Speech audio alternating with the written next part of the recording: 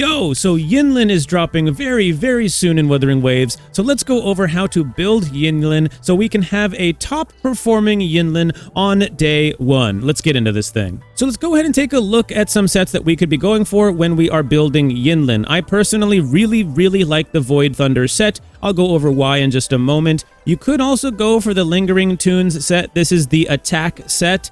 And you could also be going for the Moonlit Clouds set if you are going to be running her as more of a support type of character, because this doesn't give you much damage bonus, it gives you energy regen, and upon using your outro skill, it increases the attack of the next resonator. So clearly this is more of a support set, but the reason why I really like the Void Thunder set, and I think it's her best set to go for right now, is not only is she a sub DPS character that has some pretty good damage of her own, it gives you all of that electro damage and all those extra bells and whistles, but when you are running after these particular Void Thunder sets, when you're going after these different echoes in the world, let's say for example you're going after this echo right here, the Electro Predator. I love going after him and using the detect system to go after him because there's a lot of enemies that typically are around him that drop the Void Thunder set. And there's also enemies around him that drop the Havoc sets as well. So while you're farming out your Yinlin,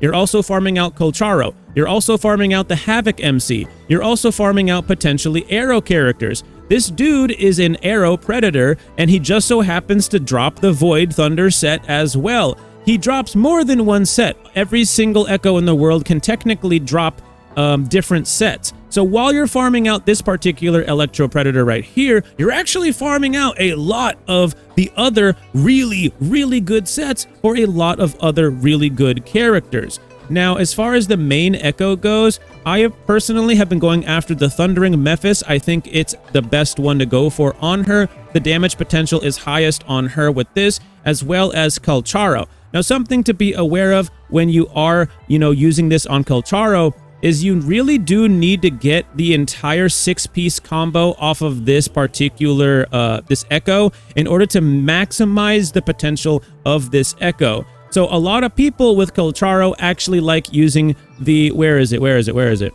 The Tempest Mephis instead, because it's easier to get the attack off with this particular echo instead. But we're not talking about Kolcharo right now. It's just something I wanted to point out. I would be going after the Thundering Mephis because this is best on Kolcharo and Yinlin, so I would just go for that and learn how to play the character, learn the character over time, and that way you can maximize your damage potential.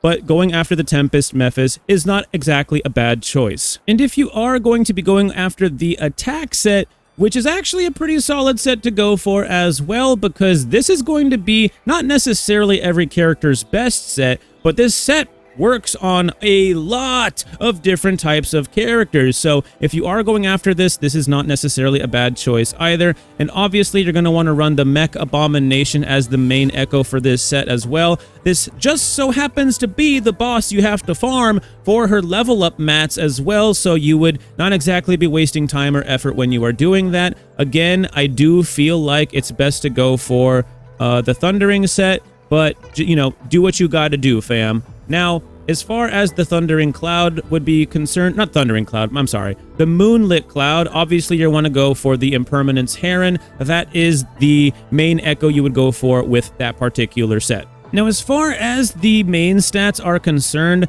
for the 4-cost echo, I definitely would be going after crit rate or crit damage. Now, just be aware if you are going to be getting her signature weapon, that she's going to get a ton of crit rate off that signature weapon, so you may want to go for a crit damage main stat, because you can also make up for the extra crit rate you'll need in substat. So definitely keep that in mind. I'd go for crit rate, crit damage on the main stat of the 4-cost echo. For the 3-cost echo, I'd be aiming for electro damage. Again, these are all just placeholders, by the way. Listen to what I'm saying rather than what I'm showing you. This is just a visual representation. But again, electro damage for the main stat. You could go with attack percent as well, but definitely go after some electro damage if you got it.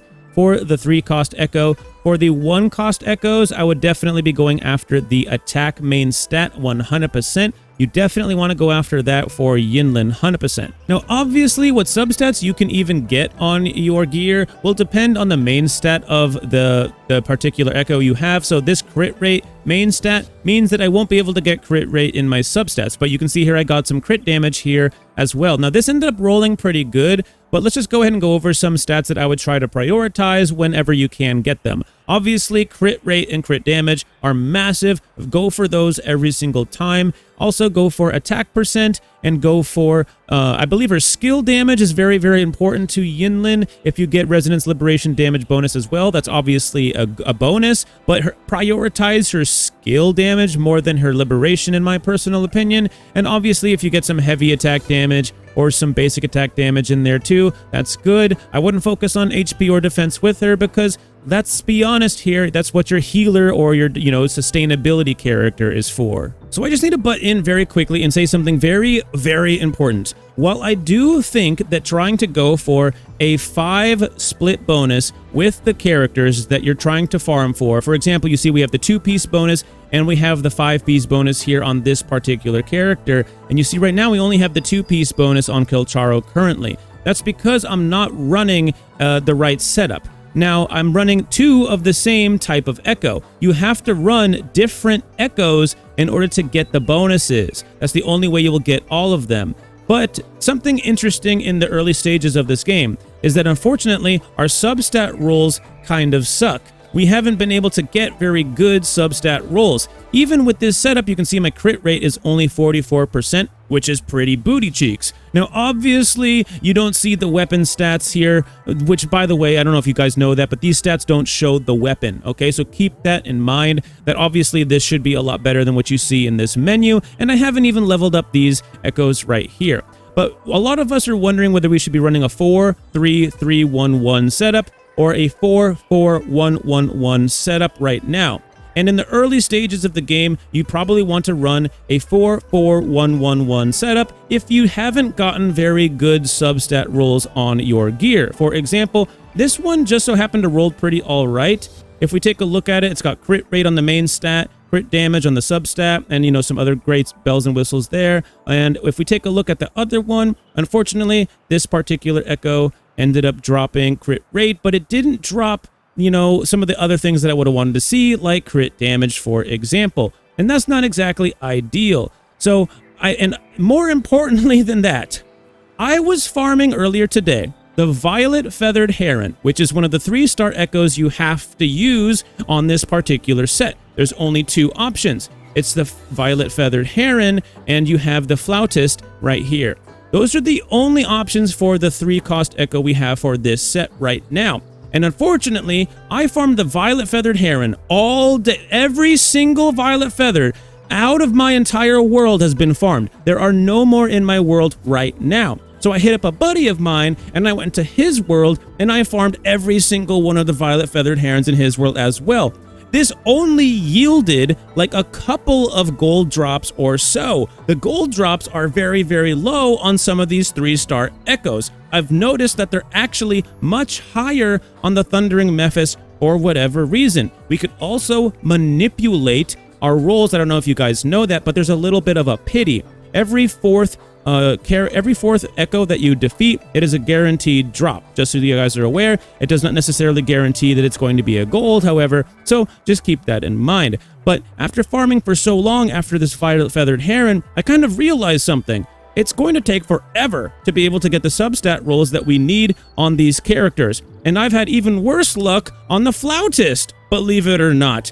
So this is actually kind of a crazy situation where I kind of have to recommend a lot of players run the 4-4-1-1-1 based on my own personal experience, because if I'm not running this 4-4-1-1-1, let's go ahead and take a look at what we get here. So as you can see here, our crit rate dropped like a stone. Yeah, sure, I need to level up some of these echoes, etc., but I think you get my point that dropping this 5-piece bonus, it might actually be better in the early stages of the game.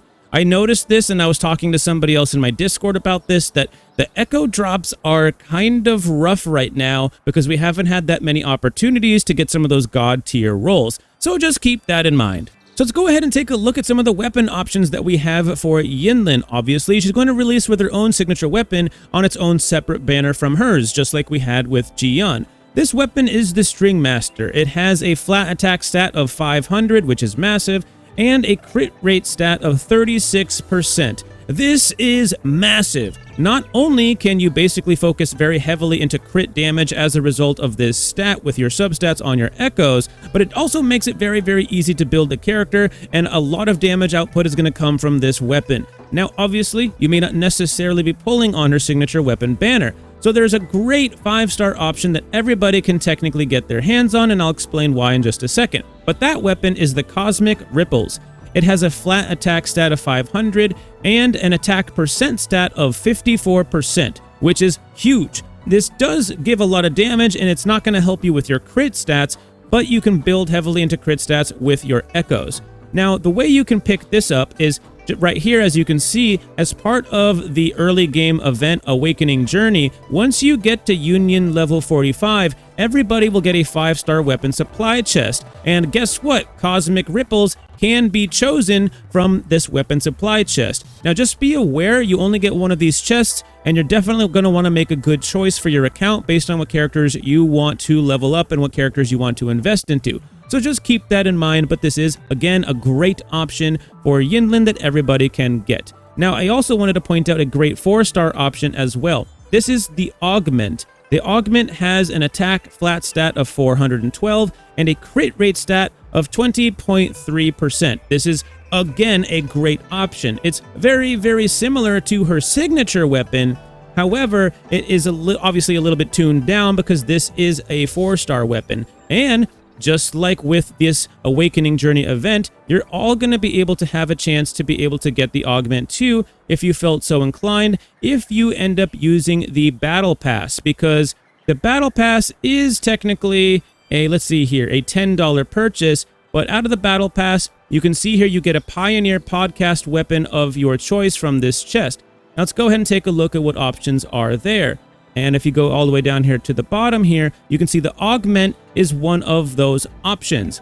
Let's see here, rank 1. Forgiving resilience. When Resonance Liberation is released, it increases the caster's attack by 15%, lasting for 15 seconds. So this is a great 4-star option that unfortunately is tied to the Battle Pass, but some of you are going for the Battle Pass, so I wanted to point that out. And if you're not going for the Battle Pass, you might get lucky and end up pulling the variation some way, somehow, by pulling on other weapon banners or pulling on other character banners. The variation is a very, very solid choice. It has a flat attack stat of 338, and it has an energy regen of 51.8%, which is huge. Now, I will say, though, the variation is more of a supportive role type of weapon for her. If you're going to be hot swapping with her a lot, this is definitely one of the choices you're going to want to make, and it could very well be her best support type of weapon to be able to use. But I personally like String Master, Cosmic Ripples, and Augment more because she is very powerful as a sub-DPS character.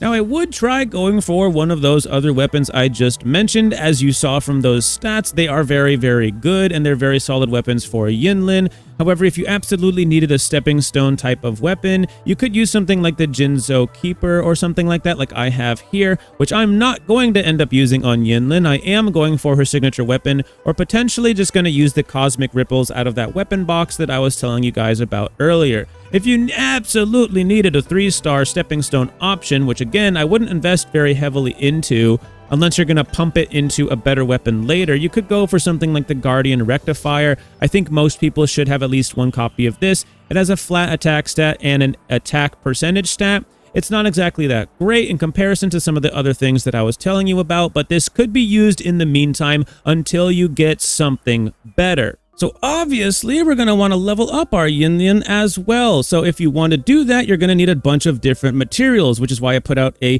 pre-farm guide for Yinlin a few days ago. So definitely go check that out if you haven't already. I will link that in the pinned comment and description below if you're interested in that. It not only goes over what materials we're going to need, but it also goes over different strategies of how to level up the character and how to get those different materials as well. So definitely go check that out if you haven't already. Now, just a TLDR though, you're going to probably want to go pick up a bunch of these Group Abomination Tassicores because that's how you ascend the character. You literally can't level her up that far without doing so. One of the weekly boss mats you're going to need, the weekly boss mat you're going to need is the Dreamless Feather. You're not going to need a ton of these because these are sort of like the mid-level or the higher level skill upgrade material. So just keep that in mind. You don't need a ton of these right off the bat, but this is a weekly boss enemy and you can only get so many of these per week.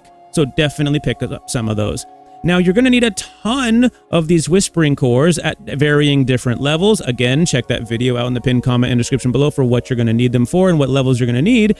But this is going to be used to level up her weapon, as well as, skill materials, as well as the character itself. And obviously, you're going to need a ton of resonance potions in varying levels as well. And let's go ahead and take a look at another material we're going to need. You're going to need this clitoris right here. So in order to pick this up, you can get some of them from the pharmacy, but if you are going to be farming out this Coriolis, which you do need to farm out some of the Coriolis, you can't rely entirely on the pharmacy because it's limited. You're going to want to go to the Giant Banyan here, and you're going to want to farm the Giant Banyan because that general area around the lake is the most abundant area for the Coriolis. So let me know if you're going to be pulling for Yinlin or potentially pulling for something later on in the future. Anyways, if you found any of this helpful and informative in any way, shape, or form, consider leaving a like and subscribe. And I'll see you guys in the next one. Peace out.